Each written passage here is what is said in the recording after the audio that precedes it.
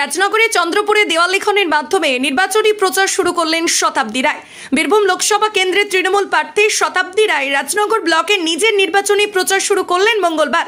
এই উপলক্ষে রাজনগর ব্লকে তৃণমূল কংগ্রেসের কোর কমিটির সদস্যদের নিয়ে চন্দ্রপুরের কমিউনিটি হলে একটি বিশেষ নির্বাচনী বৈঠক করেন।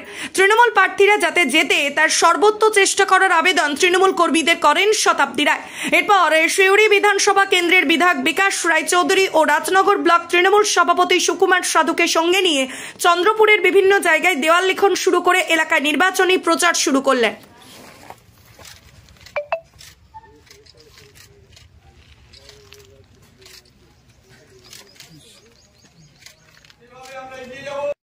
তার উদাহরণ হিসেবে আমরা যেখানে থাকি যাতে মমতা ব্যানার্জি জেতে, মমতা ব্যানার্জির দল জেতে, মমতা ব্যানার্জির প্রার্থীরা জেতে, সেই চেষ্টা আমরা করি। এই তোমাদের বলে এবার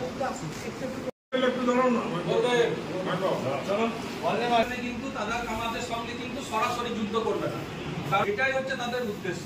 তাদের কাছে মিডিয়া আছে,